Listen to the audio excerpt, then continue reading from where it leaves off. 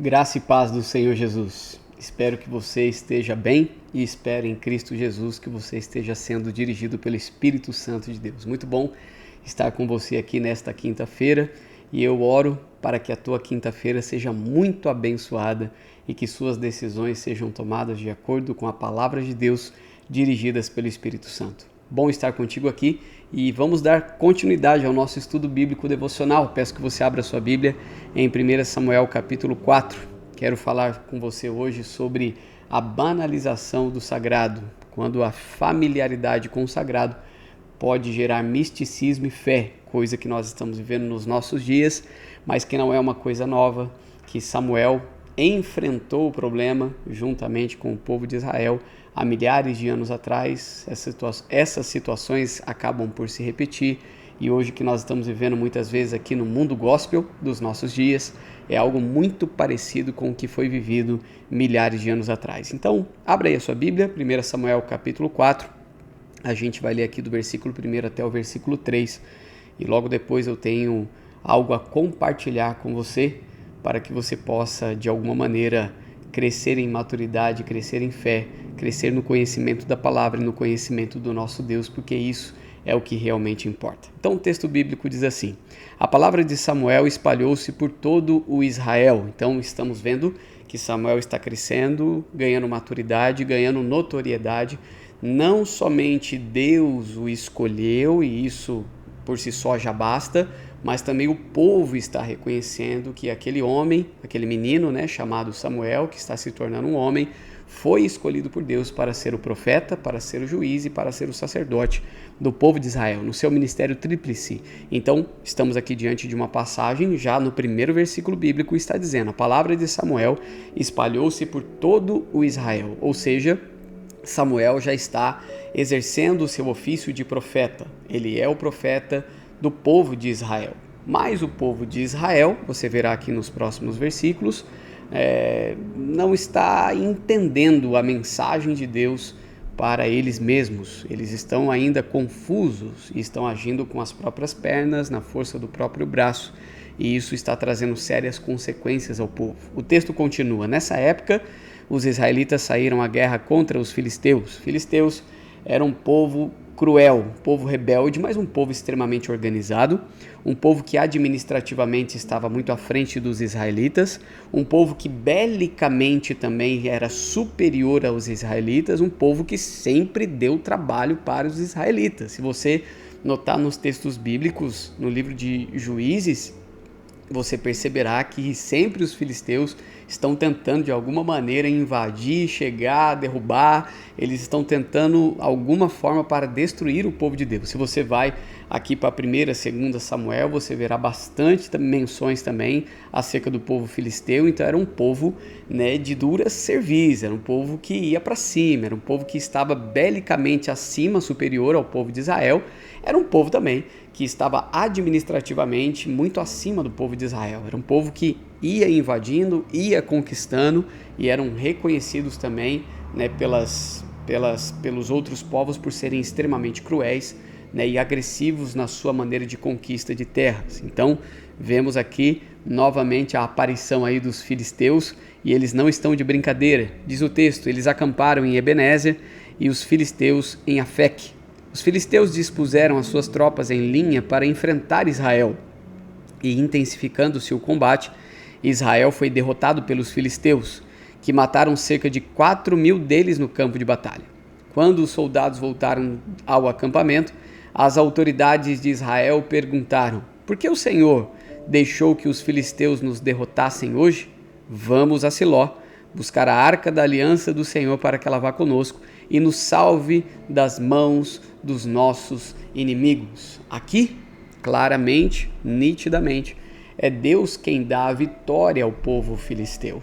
De fato, eles não estão errados em pensar desta maneira, mas estão redondamente enganados, achando que um amuleto, como a arca da aliança, poderia dar vitória a eles.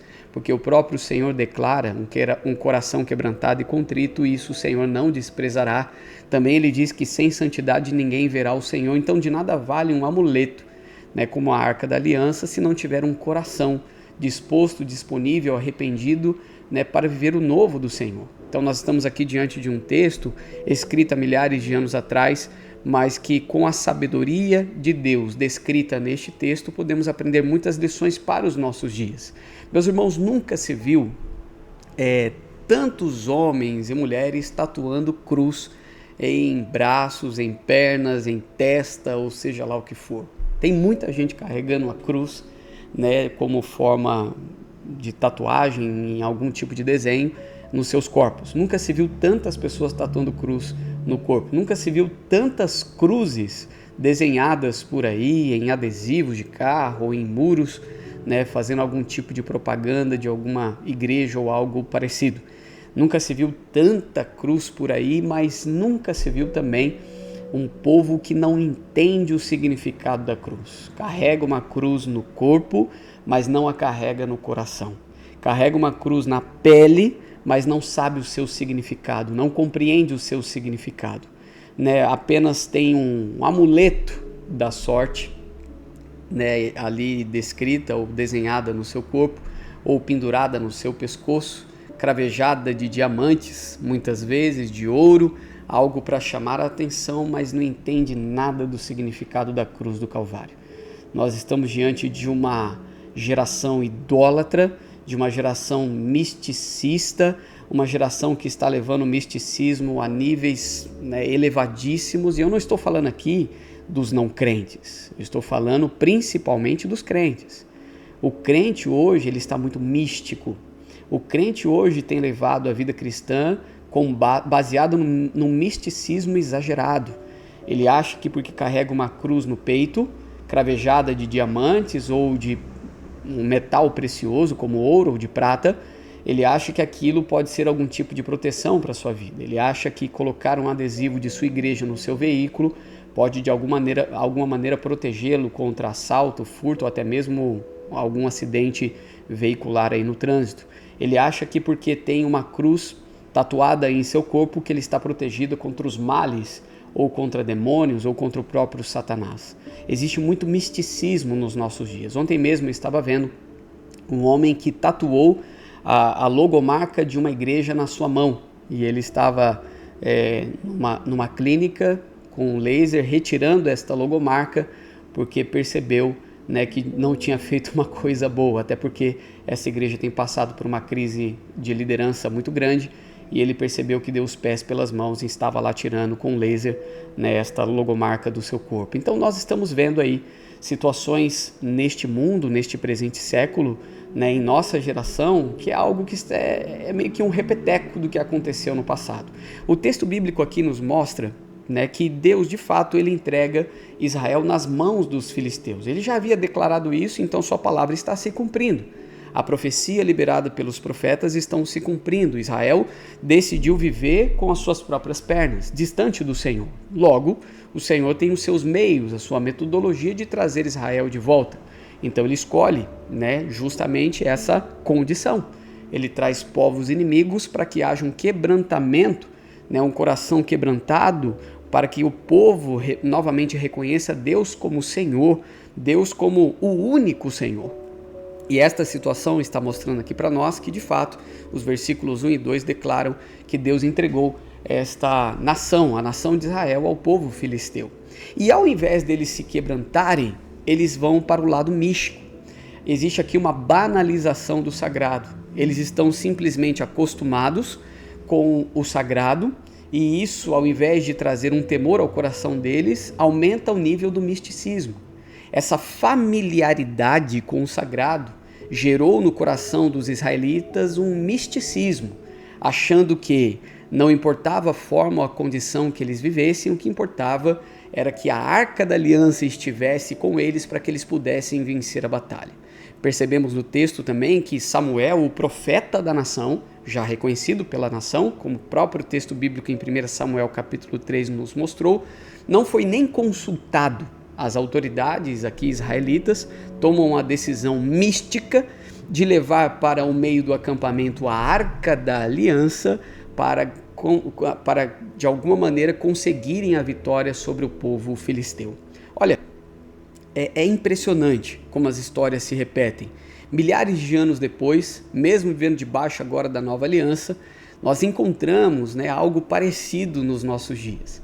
Né, falei aqui acerca de cruzes cravejadas de diamantes, né, em volta do pescoço de alguém, ou de tatuagens de cruz também, que de alguma maneira é meio que místico, né, ter uma cruz no corpo, meio que parece que vai trazer algum tipo de proteção, adesivo de carro, enfim, uma infinidade de coisas aí que o mundo gospel de hoje aí tem feito propaganda e tem se propagado da maneira correta. Mas acerca das igrejas também, tem muitas igrejas hoje que levam uma arca da aliança para o meio do templo, que chama aquele elevado onde a banda fica de altar, quando na realidade não é um altar. Nós somos a igreja, nós estamos aqui para cultuar a Deus, né? Nós somos o altar do Senhor, nós somos nós oferecemos o sacrifício que é a nossa vida ao Senhor. Então, ainda nos nossos dias, né, eu percebo e eu encontro muitas questões referentes a misticismo. Por quê? Porque as pessoas estão acostumadas com o sagrado, há uma familiaridade com o sagrado, e essa banalização do sagrado acaba virando misticismo. É por isso que várias igrejas aí vendem o sal grosso para espantar o mal, vendem a rosa ungida para que o mal não entre em seus lares, vendem o adesivo de cruz para ser colocado nos umbrais da porta para que a sua casa esteja protegida e assim, a criatividade não tem fim. Mas tudo isso não passa de uma banalização do sagrado, de uma familiaridade com o sagrado que tem gerado no nosso meio um misticismo exagerado. Terrível. Fala-se muito de presentes proféticos por aí, mas não passa também de um misticismo. Não existe presente profético, existe presente. Existe presente com um significado, né, profundo, às vezes, para uma pessoa. Mas dizer que tudo é profético, isso é uma banalização do sagrado. Aqui o povo de Israel está pagando, literalmente, com a própria pele, porque acha que esse misticismo de levar a Arca da Aliança até o centro do acampamento traria para eles a vitória, quando na realidade o que o Senhor mais queria do seu povo era um coração quebrantado e contrito. Porque, como a palavra mesmo declara, sem santidade ninguém verá o Senhor. O que Deus esperava do seu povo era que eles se quebrantassem, que eles se entregassem ao arrependimento, né, se arrependessem dos seus pecados e se voltassem completamente para o Senhor, para obter a vitória contra o povo filisteu. Mas isso não aconteceu.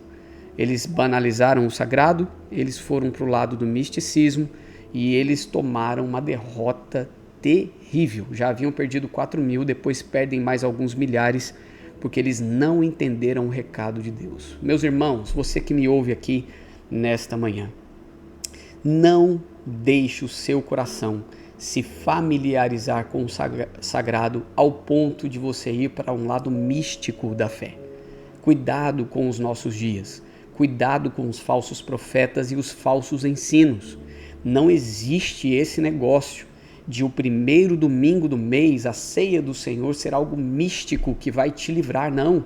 A ceia do Senhor tem que te levar para um nível de arrependimento e fé que talvez você não tenha tido o mês inteiro. Na realidade, tomar a ceia do Senhor não vai te livrar do mal. Tomar a ceia do Senhor indevidamente vai te fazer mal. A ceia do Senhor é um memorial acerca do sacrifício de Cristo na cruz do Calvário. Tem que te levar para um arrependimento mais próximo do Senhor. Tem muita gente que tem, inclusive, trazido esse misticismo para a ceia do Senhor. Esse misticismo para dentro da igreja. É quase que uma macumba gospel. E nós precisamos tomar cuidado com isso. Cuidado, meu irmão. Cuidado com o que você tem visto por aí. Cuidado com esse misticismo dentro da igreja. Cuidado, porque muitas vezes você está mais valorizando o óleo que o teu pastor está te dando, o óleo ungido, não é nem o óleo de unção, é o óleo ungido que você compra aí em alguma loja, que muitas vezes não passa de um óleo com algum tipo de aroma, para dizer que vem de Israel, para te enganar mesmo. Muitas vezes você está ali, né, dando mais vazão e mais importância para o óleo do que para a oração feita com fé, como o próprio apóstolo Tiago nos ensinou. Então cuidado. O misticismo está por aí. O diabo é aquele que engana e ele está procurando a próxima vítima. E essa próxima vítima pode ser você. Precisamos ter este cuidado, porque a palavra de Deus está disponível para mim e para você, para aprendermos do Senhor, conhecermos o Senhor, o que o Senhor espera de você. O Senhor não espera que você faça uma tatuagem no teu corpo para dizer o quão piedoso você é. O Senhor espera que você se arrependa dos seus pecados, estenda a mão para o pobre e para o necessitado, tire do seu para abençoar aquele que nada tem. O Senhor espera que você saia do seu conforto e pregue o evangelho a toda criatura. O Senhor espera que você invista em missões. O Senhor espera que você se posicione para abençoar os velhinhos de um asilo ou os doentes que estão no leito de hospital. O Senhor espera que você leve uma palavra de esperança, fé e amor a essas pessoas. É isso que o Senhor espera de você, que você nutra o órfão e a viúva. É isso que Ele espera de mim e de você. Esta é a verdadeira obra do Senhor. Não é fazer uma tatuagem simplesmente sem significado algum. Não é simplesmente você colocar uma cruz em volta do teu pescoço cravejada de diamante. Você está confundindo as coisas. Cuidado com o misticismo. Aqui o povo de Israel confundiu completamente. Eles foram para o lado místico porque banalizaram o sagrado. Achavam que por trazer a Arca da Aliança no meio ali, do acampamento, eles seriam vitoriosos na batalha, quando na realidade Deus esperava que eles se arrependessem dos seus pecados e se voltassem completamente para Ele. É difícil pagar o preço, mas é necessário. Os israelitas levaram a arca para o centro do acampamento e perderam mais de 30 mil homens. Na verdade, Israel acostumou-se tanto com o sagrado que acabou transformando a arca, símbolo da presença de Deus entre o povo, num amuleto que pudesse de alguma maneira lhe trazer a vitória. A arca representava a presença do Deus Todo-Poderoso. Quem dava a vitória ao povo não era a arca, mas o Deus de Israel, o Deus da arca. Entende? Cuidado, porque essa confusão nos nossos dias tem dominado o coração de muitos e nós precisamos ter um posicionamento de fé, acreditando que é melhor adorar o Deus da bênção do que a bênção de Deus. A bênção de Deus é um resultado da minha vida, do meu conhecimento e da minha intimidade com o Deus da bênção. Então, que isso faça todo sentido para você neste dia e que você possa refutar toda banalização do sagrado, lembrando que o que o Senhor espera de você é uma vida de santidade, uma vida de fé, uma vida de arrependimento, uma vida de reconhecimento do grande Deus a quem você serve. Que o nosso Deus nos ajude e que Ele nos dê a vitória. Amém? Que Deus te abençoe neste dia, guarde e proteja, que Ele conduza você e a sua família, para que haja dentro da sua casa arrependimento e contrição em um retorno à santidade. Vamos orar? Pai, muito obrigado pela sua palavra, pelo seu cuidado, pelo seu amor e pela sua graça. Obrigado, Jesus, porque o Senhor tem muito a nos ensinar através da sua palavra, da sua poderosa e piedosa palavra. Aprendemos, Pai, mais uma vez, a não banalizar o sagrado, a não ter uma fé mística e nem amuletos de sorte ou amuletos de vitória que tantos são vendidos por aí.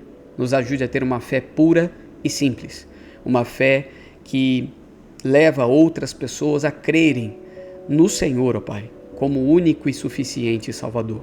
Nos ajude a sermos piedosos, a darmos bom testemunho da fé que temos em Cristo Jesus. Obrigado, meu Pai, pelo seu cuidado e pelo seu grande amor. Oramos agradecidos e oramos em nome de Jesus. Amém. Que Deus te abençoe e te guarde, te dê um excelente dia, que Ele conduza a sua vida e também conduza a sua família. Fique na paz do Senhor Jesus.